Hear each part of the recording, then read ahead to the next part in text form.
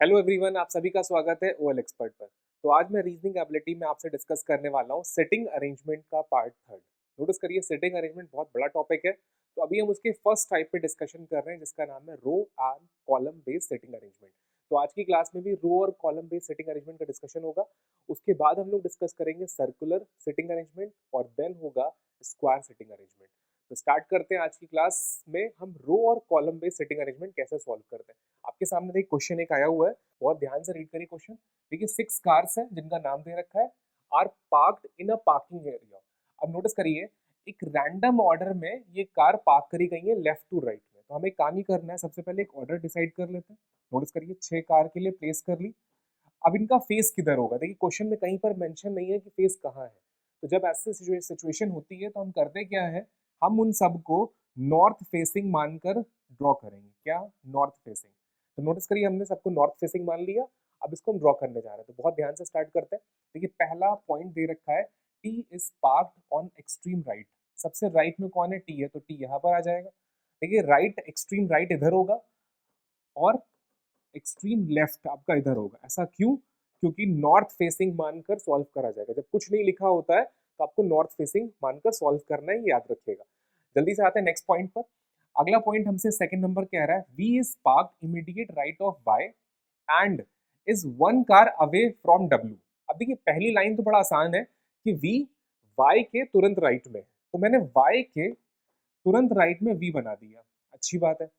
लेकिन जो आगे मेंशन है कि one car away from W, वो किसकी बात कर रहा है? वो वी की बात कर रहा है। तो one car away from W, W से एक कार दूर वी है। अब नोटिस करिए, अगर मैं वी को यहाँ ले रहा हूँ तो मैं डब्ल्यू यहाँ भी ले सकता हूँ, डब्ल्यू यहाँ भी ले सकता हूँ। दोनों ऑप्शन है। तो मैं एक काम करता हूँ, मैं इसको दो पार्ट में ब्रेक कर रहा हूँ। नोटिस करिएगा, मैं एक डायग्राम में वाई वी इधर बना लिया। अब नोटिस करिए, अगर मैं डब्ल्यू को यहाँ बनाता हूँ, एक कार का गैप लेकर यहाँ रख रहा हूँ, तो नोटिस करिए डब्ल्यू से एक कार दूर वी है। ये डायग्राम बन रहा है। अब अगर मैं डब्ल्यू को यहाँ बनाता हूँ, नोटिस करिए, तो डब्ल्यू से एक कार दूर वी यहाँ पर है। दोनों पॉसिबिलिटी है। बस फर्क इतना है कि एक डायग्राम में वी के राइट में डब्ल्यू है और एक डायग्राम में वी के लेफ्ट में डब्ल्यू है। तो नोटिस करिए दोनों पॉसिबिलिटी एकदम सही है। लेकिन जो बोला गया है कि डब्ल्यू से वन कार अवे वी होगा, वो बात दोनों ही पार्ट में बन रहा है। अब कौन सा पार्ट सही है कौन सा गलत है, ये थर्ड लाइन फैसला करेगी। जल्दी से आते हैं थर्ड पॉइंट पर, देखते हैं थर्ड पॉइंट हमसे क्या कह रहा है। थर्ड पॉइंट कह रहा है x is immediate left of T. अब नोटिस करिए टी के तुरंत लेफ्ट में एक्स आएगा, तो एक्स यहाँ पे बैठ गया, ये भी फिल हो गया। अब नेक्स्ट पॉइंट पर आते हैं। नेक्स्ट कह रहा है आपसे इस three car away from S. अब देखिए एक्स की बात कर रहा है, एस से थ्री कार अवे कौन है? एक्स है। तो देखिए एक्स यहाँ पर है, तो हम यहाँ से तीन कार का गैप लेंगे और यहाँ पर एस बनाएंगे। ये याद रखिएगा, थ्री कार अवे बोला जा रहा है, तो नेचुरल सी बात है एस और एक्स के बीच में तीन का गैप आए। तो डायग्राम अभी तक हमारा बन चुका है। अब देखिए फर्स्ट लाइन रीड हो गई, सेकंड हो गया, थर्ड हो गया, तीनों लाइन रीड हो गई। अब हमें फैसला करना है कि हमें इन दोनों में से किसको पिक करना है। देखिए अगर आप बहुत ध्यान से देखेंगे, फर्स्ट वाला पार्ट जहां पर वाई है वी है, एक गैप लेके डब्ल्यू है, अगर मैं इसको बनाना चाहूँ तो मैं बना भी नहीं पाऊंगा मेन डायग्राम में, क्योंकि मेन डायग्राम में जो तीन पोजीशन खाली हैं वो तीनों लाइन से हैं। दैट मीन्स कि इस पार्ट को हम अपने मेन डायग्राम में ड्रॉ नहीं कर सकते, तो कैंसिल कर देंगे। अब सेकेंड वाला पार्ट जो है वो डब्ल्यू वाई और वी, तो डब्ल्यू यहाँ आएगा, वाई यहाँ आएगा, वी यहाँ आएगा और डायग्राम हमारा कंप्लीट हो जाएगा। तो आई होप आपको समझ में आया होगा कैसे डायग्राम मैंने कंप्लीट करा। और डायग्राम बन चुका है जिसमें एस सबसे पहले कार आएगी, फिर डब्ल्यू कार आएगी, फिर वाई आएगी, फिर वी आएगी, फिर एक्स और टी। ये ऑर्डर फिक्स हो चुका है। अब इसके रिगार्डिंग एग्जामिनर ने आपसे क्या पूछा है, बहुत ध्यान से देखते हैं।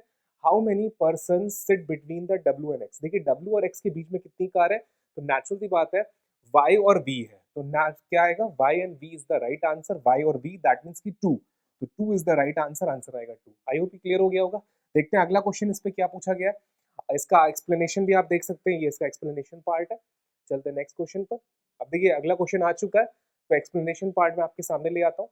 सब कुछ वही है, बस खाली लास्ट लाइन चेंज है। अब नोटिस करिए लास्ट लाइन में अंतर है। तो ये जो क्वेश्चन पूछा गया, डायग्राम हम बना चुके हैं पहले से, तो नोटिस करते हैं, देखिए क्वेश्चन क्या पूछा गया। वाई के राइट में सेकंड कौन है? देखिए वाई ये है, वाई के राइट में सेकंड कौन है? एक्स। तो आंसर क्या आएगा? X is the right answer, answer x होगा। तो आई होप ये भी क्लियर हो गया होगा आपको। चलते हैं नेक्स्ट पार्ट पे, नेक्स्ट क्वेश्चन देखते हैं। अब देखिए अगला क्वेश्चन भी आ चुका है, एक्सप्लेनेशन पार्ट आपके सामने है। बहुत ध्यान से देखते हैं क्वेश्चन में क्या पूछा है, who among the following second to the right of x.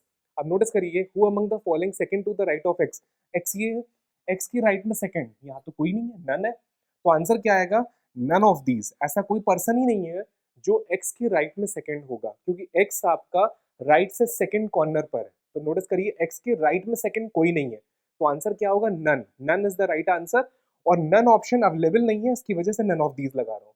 Notice करिए मेरा आंसर आया नन, याद रखिएगा, और वो ऑप्शन यहाँ पर अवेलेबल नहीं है, इसलिए नन ऑफ दीज लगा रहा हूँ। नन ऑफ दीज का मीनिंग ये होता है कि आंसर आपका आ चुका है, लेकिन वो ऑप्शन में अवेलेबल ना होने की वजह से आपका नन ऑफ दीज आ रहा है। तो आई होप ये चीज क्लियर हो गई होगी। चलते हैं नेक्स्ट क्वेश्चन पे, देखते हैं अगला क्वेश्चन कौन सा होने जा रहा है।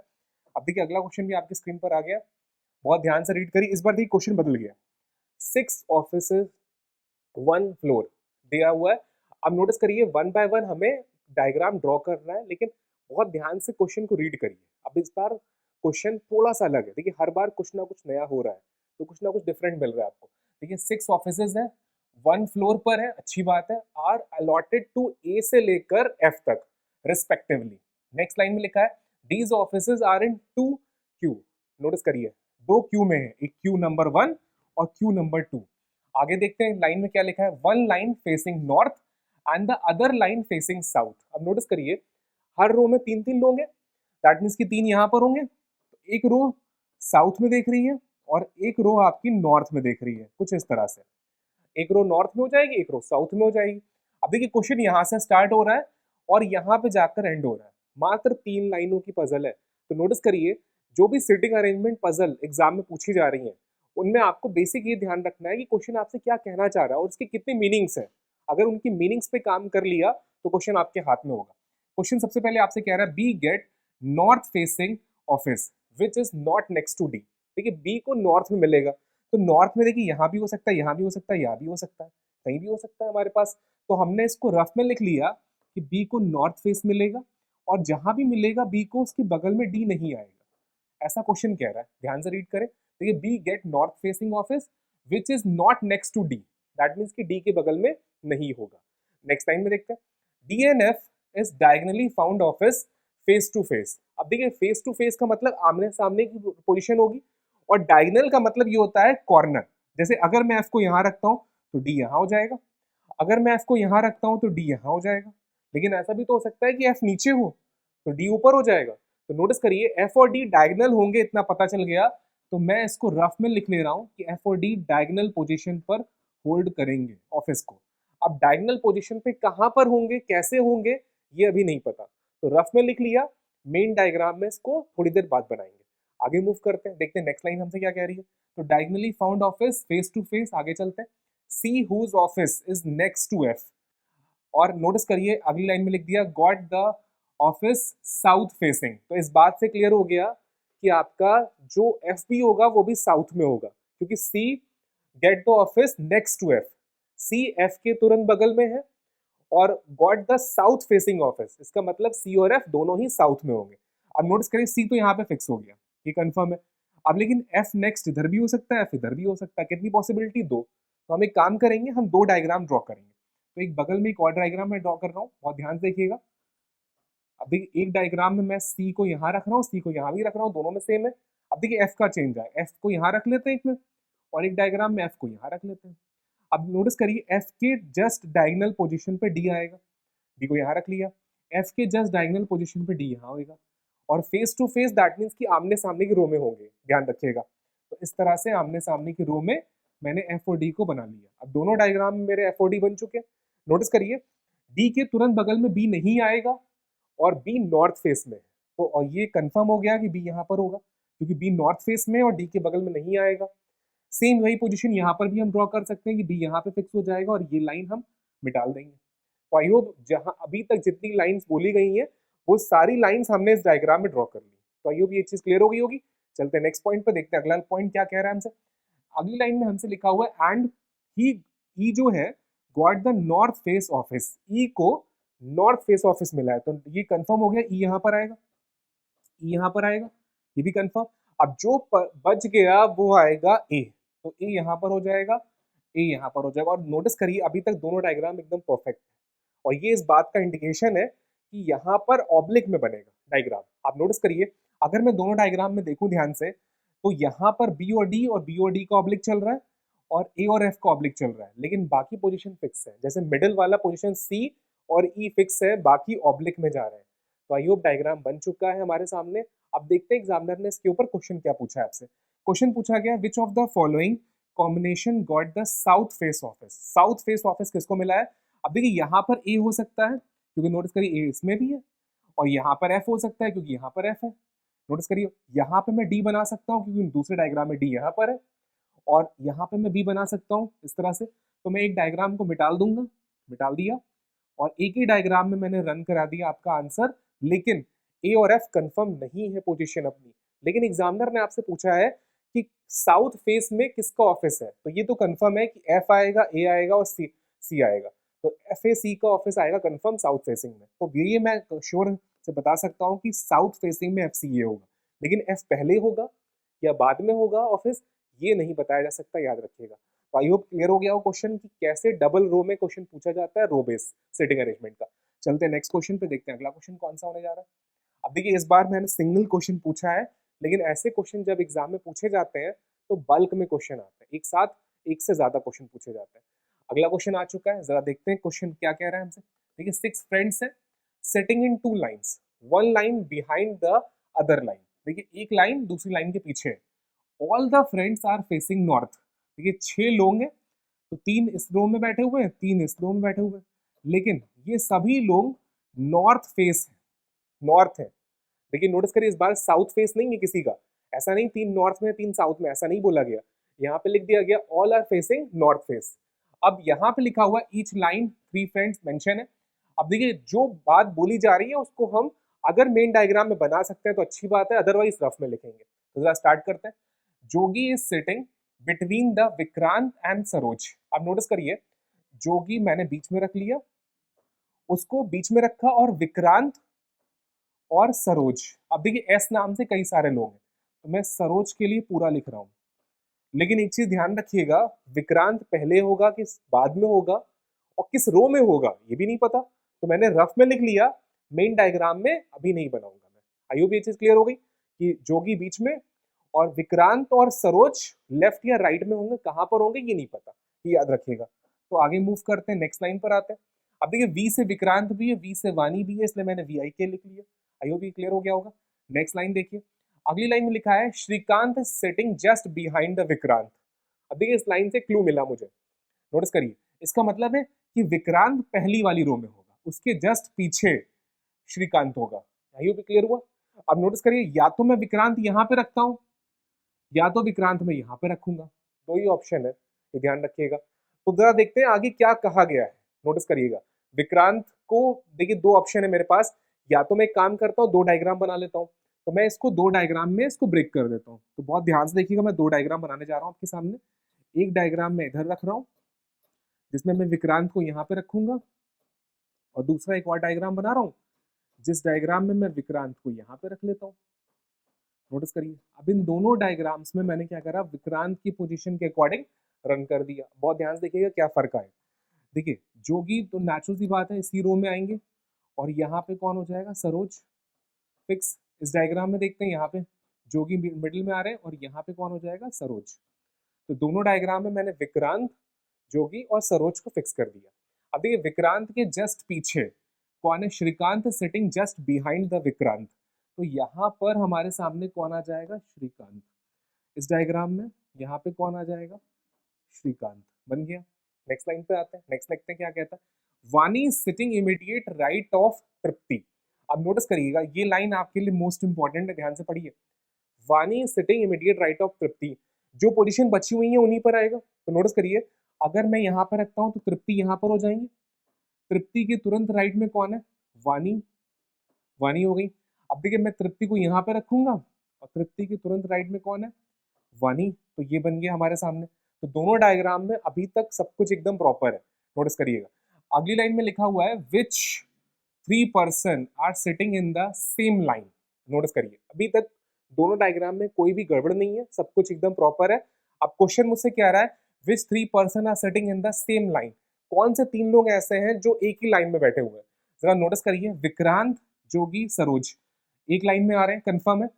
और तृप्ति और ये वानी, नोटिस करिए, और श्रीकांत, ये भी एक लाइन में आ रहे हैं, ये भी कंफर्म है। तो जो एग्जामिनर ने पूछा है उसका आंसर हम बहुत इजीली दे पाएंगे कौन से तीन लोग एक लाइन में आ रहे हैं। लेकिन नोटिस करिए यहाँ पर भी आपका ऑब्लिक में जाएगा आंसर, क्योंकि कंफर्मेशन यहाँ पर भी नहीं है। विक्रांत यहाँ भी हो सकता था, विक्रांत यहाँ भी हो सकता था, ये क्लियर नहीं था। लेकिन इसीलिए एग्जामिनर ने जो क्वेश्चन पूछा है उसके कोई इंपैक्ट नहीं पड़ेगा हमारे दोनों डायग्राम पर, ये याद रखिएगा। तो जरा जो एग्जामिनर ने जो क्वेश्चन पूछा है उसने पूछा है which 3 person are sitting in the same line. जरा ध्यान से देखते हैं, जोगी, तृप्ति, नोटिस करिए, और वानी क्या एक लाइन में है? बिल्कुल नहीं है, क्योंकि वानी इस लाइन में है, तृप्ति इस लाइन में, और यहाँ पे कौन है? श्रीकांत है। तो ये तो लाइन गड़बड़ हो गई, हटा देते हैं इसको। नेक्स्ट पॉइंट देखते हैं, जोगी देखिए यहाँ पर है, विक्रांत है, और सरोज, ये तीनों एक लाइन में बिल्कुल है। तो ऑप्शन नंबर सेकंड आंसर सही होगा। क्या होगा? Second is the right answer. अब देखिए थर्ड वाला क्यों गलत हो रहा है इसको भी देख लेते हैं। देखिए जोगी है, विक्रांत है, और तृप्ति, तृप्ति इस लाइन में है, दैट मीन्स कि ये गलत हो गया। लास्ट वाला देखते हैं, देखिए विक्रांत है फर्स्ट लाइन में, वानी, देखिए वानी सेकंड लाइन में, विक्रांत फर्स्ट लाइन में, दोनों ही अंतर है। तो ऑप्शन नंबर डी भी हमारा गलत है। तो बी आंसर परफेक्ट है, B is the right answer. लेकिन आई होप आपको समझ में आएगा कि दो डायग्राम बनाना क्यों जरूरी है, क्योंकि दो दो डायग्राम के आंसर सही हो सकते हैं, याद रखिएगा। तो दोनों आंसर सही हो रहे हैं। आई होप ये चीज क्लियर हो गई। तो चलते हैं नेक्स्ट क्वेश्चन पे, देखते हैं अगला क्वेश्चन कौन सा होने जा रहा है। नेक्स्ट क्वेश्चन भी आपकी स्क्रीन पर आ चुका है, बहुत ध्यान से देखिएगा। देखिए 5 लोग हैं, 3 2 5, sitting in a row facing north. तो सबसे पहले काम ही करना है, एक रो बनाई, उसको 5 पार्ट में हमने बाइसेक्ट कर दिया और सब के सब नॉर्थ में है, अच्छी बात है। अब स्टार्ट करते हैं आगे। तो ये ओ सिट नेक्स्ट टू ई, ओ ई के नेक्स्ट में है। अब देखिए ई के नेक्स्ट इधर भी हो सकता है और इधर भी हो सकता है, तो मैंने दोनों पोजीशन पर ओ को रख लिया। किस पोजीशन पर आएगा ये कंफर्म नहीं है, आगे देखते हैं, बहुत ध्यान से देखिएगा। अब देखिए 5 लोग हैं, 5, और जो नॉर्थ फेसिंग में रो में बैठे हुए। तो सबसे पहले हमें काम करना है, एक रो बनाई, इसको 5 पार्ट में हमने डिवाइड कर दिया। नोटिस करिए सबके सब नॉर्थ में देख रहे हैं, अच्छी बात है, ये बना लिया। अब स्टार्ट करते हैं। अब देखिए क्वेश्चन जैसा कहेगा वैसा हमें करते जाना है। सबसे पहले लाइन में लिखा है O next to the E and U. अब नोटिस करिए ई का भी नेक्स्ट है और यू का भी नेक्स्ट है, ये कैसे पॉसिबल है? जब ओ बीच में होगा और ई और यू उसके साइड में होंगे तब दोनों का नेक्स्ट आपका ओ आ जाएगा। लेकिन एक चीज समझिएगा कि कोई कंपल्शन है ई पहले हो, ऐसा भी हो सकता है ई बाद में हो और यू पहले हो, ऐसा भी हो सकता है। लेकिन हाँ, ई और यू के बीच में ओ आएगा, ये कंफर्म है, ये याद रखिएगा, क्योंकि दोनों का नेक्स्ट बोला गया है। तो आई होप ये लाइन क्लियर हो गई होगी। अब इस लाइन को मैंने रफ में लिख लिया, मेन डायग्राम में मैं इसको ड्रॉ नहीं कर सकता, तो रफ में रहेगा, main diagram as it is हमारा रहेगा। अगली लाइन में मूव करते हैं। अगली लाइन हमसे कह रही है A sitting next to I, who is sitting extreme left. अब नोटिस करिए ए जो है वो आई के नेक्स्ट में है, अच्छी बात है, और फिर हु लगा रखा है, दैट मीन्स आई की बात कर रहा है। आई जो है वो एक्सट्रीम लेफ्ट एंड पर है, मतलब बाएं छोर पर है। तो हमने सबसे पहले आई को ड्रॉ कर लिया, आई ड्रॉ हो गया। अब आई के जस्ट नेक्स्ट में कौन है? ए है, तो ए यहाँ पर हो जाएगा हमारा, ए यहाँ पर हो गया ड्रॉ। अब ये दो अगर हमारे पार्ट बन गए तो नोटिस करिएगा कि जो बचा हुआ हिस्सा है ई यू ओ और ई यू हमारा यहाँ पे बन जाएगा। आई होप यहाँ तक चीज आपको क्लियर हो गई। देखिए 3 लोग हैं तो 3 को हमने यहाँ पे ड्रॉ कर लिया, 2 को हमने यहाँ पे ड्रॉ कर लिया, तो ये दोनों लाइंस हमारी अभी तक बन चुकी है। अब जरा देखते हैं कि यू कंफर्म होगा या नहीं होगा, जरा ध्यान से पढ़ते हैं। U is not sitting next to A. अब देखिए बात मेंशन कर दी कि यू ए के बगल में नहीं होगा। जैसे ही उसने ये बोला यू ए के बगल में नहीं होगा, हमने तुरंत यहाँ पे ई लिख लिया और यू को हटा लिया, और यू को हम यहाँ पे रख लेंगे। तो आई होप आपको समझ में आया होगा, क्वेश्चन में हर लाइन का कोई ना कोई वैल्यू जरूर है। तो जल्दी से आते हैं, क्वेश्चन ने आपसे क्या पूछा है, who is sitting in middle, middle में कौन है? तो आंसर आएगा E is the right answer, answer है ई, ई मिडिल में। तो आई होप क्लियर हो गई। चलते हैं नेक्स्ट क्वेश्चन पे, देखते हैं अगला। बहुत ध्यान से रीड करिए क्वेश्चन को। देखिए 6 बॉयज है, नाम दे रखे हैं उनके, standing in a row facing toward the north. तो सबसे पहले काम क्या करना है, एक रो बनाई जिसको 6 पार्ट्स में मैंने डिवाइड कर दिया, बन गया, जिसमें 6 लोग बैठे, सबके सब नॉर्थ में देख रखे हैं। अब देखिए 2 boys are standing between the R और एन। देखिए आर और एन के बीच में 2 का गैप आएगा, 2 का गैप लेकर एन मैंने बना लिया, लेकिन आर और एन दोनों इंटरचेंजेबल है, ये चीज ध्यान रखिएगा। जब भी आप रफ में लिखें एक चीज का ध्यान रखिएगा कि जो लाइन बोली जा रही है उसके कितने मीनिंग्स है, इस चीज का ध्यान रखिए, बस क्वेश्चन आपकी मुट्ठी में होगा हमेशा। नेक्स्ट लाइन कह रहा है T is standing is immediate left of R, R के तुरंत लेफ्ट में टी आएगा, तो इसको भी रफ में बना लेते हैं। आर के तुरंत लेफ्ट में कौन है, टी है, तो ये भी हमने रफ में ड्रॉ कर लिया। नोटिस करिए अगली लाइन देखते हैं क्या कह रहा है हमसे, L is standing second to the left of B. अब देखिए बी के लेफ्ट में सेकेंड कौन है, एल, तो रफ में लिख लेते हैं बी के लेफ्ट में सेकेंड कौन है, एल, ये भी बना लिया हमने। नेक्स्ट देखते हैं क्या कह रहा है, W is third to the right of B. देखिए डब्ल्यू बी के राइट में थर्ड आएगा, 1 2 3, यहाँ पे डब्ल्यू आ रहा है। अब देखिए इस लाइन ने बहुत सारी चीजें हमारे सामने क्लियर कर दिया, कैसे, नोटिस करिए बी के राइट में थर्ड कौन है, डब्ल्यू, 1 2 3 और 1 2 3, टोटल 6 मेंबर है और 6 मेरे सामने आ चुके हैं, तो ये कंफर्म हो गया, एल यहाँ आएगा, एक का गैप लेकर बी आएगा। अब देखिए इस लाइन से हमारी सारी चीजें समझ में आ चुकी हैं कि एल लेफ्ट कॉर्नर पर है, उसका एक का गैप लेकर बी आएगा और 2 का गैप लेकर डब्ल्यू आएगा, 2 का गैप लेकर डब्ल्यू हो गया। तो ये लाइन हमने ड्रॉ कर ली अपने मेन डायग्राम में। नोटिस करिए अब एक चीज समझना है हमें, आर के तुरंत लेफ्ट में टी रखना है। देखिए अगर मैं आर को यहाँ बनाऊंगा तो टी नहीं आ पाएगा, अगर मैं आर को यहाँ रखूंगा तो टी नहीं आ पाएगा, तो मेरे पास एक ही ऑप्शन है, आर में यहाँ रखूँ, टी यहाँ पर आ जाएगा ऑटोमेटिकली, और कोई ऑप्शन नहीं मेरे पास। अब नोटिस करिए आर से 2 का गैप लेकर एन आना है, तो अगर आर यहाँ है तो 2 का गैप लेके कौन है, एन यहाँ आ जाएगा, बन गया डायग्राम। अब देखिए इस लाइन सबसे पहले हमारी ये लाइन बनी, फिर ये लाइन बनाई, फिर लास्ट में ये लाइन बनी। नोटिस करिए तो पूरा पजल हमारे सामने बन चुका है। और अब देखते हैं एग्जामिनर ने आपसे क्या पूछा है। देखिए इस लाइन से सारी चीजें अपने आप ऑटोमेटिकली बन गई। अब देखते हैं क्या लास्ट में पूछा गया है, who is standing immediate right of R. R के तुरंत राइट में कौन है, तो नेचुरल सी बात है डब्ल्यू है, तो W is the right answer, answer आएगा डब्ल्यू। भाइयों भी क्लियर हो गया होगा। चलते हैं नेक्स्ट क्वेश्चन पर कि अगला क्वेश्चन कौन सा है। देखिए हर क्वेश्चन कुछ ना कुछ आपको सिखा जरूर रहा है, ये याद रखिएगा, और जितने ज्यादा क्वेश्चन आप लगाएंगे उतना आपको बेनिफिट होगा। चलते हैं देखते हैं नेक्स्ट क्वेश्चन कौन सा होने जा रहा है। अब देखिए अगला क्वेश्चन भी आपकी स्क्रीन पर आ चुका है, बहुत ध्यान से देखिएगा। देखिए 6 टेबल है, C D L N P X are placed in a row facing toward the south. अब इस बार ध्यान से बनाइएगा क्योंकि 6 रो तो हैं, 6 टेबल हैं, लेकिन ये 6 टेबल कहाँ देख रही हैं, साउथ में है, और साउथ रो में लेफ्ट और राइट का बहुत बड़ा चेंज होता है, याद रखिएगा। तो आपका सबके सब साउथ में, इसका ध्यान रखिएगा। देखिए D is place second to the left of L. देखिए एल को मैं रफ में लिख रहा हूं, मैंने मान लिया एल यहाँ पर है। अब एल का लेफ्ट इधर नहीं होगा, क्योंकि देखिए अगर ये साउथ में है तो नेचुरल सी बात है लेफ्ट इधर होगा, तो 1 2 यहाँ पे डी आएगा। अब ये मेन डायग्राम में कहाँ जाएगा मुझे नहीं पता, मैंने रफ में लिखा है ये चीज कि एल के लेफ्ट में डी आएगा। तो आई होप ये क्लियर हो गई। चलते हैं नेक्स्ट पार्ट में, देखते हैं अगला पार्ट क्या कह रहा है मुझसे। X is place second to the right of P. P के राइट में सेकेंड कौन है, एक्स आ रहा है। अब देखिए पी जहां पर भी होगा उसके राइट में इस साइड पर कौन आएगा, एक्स आ जाएगा।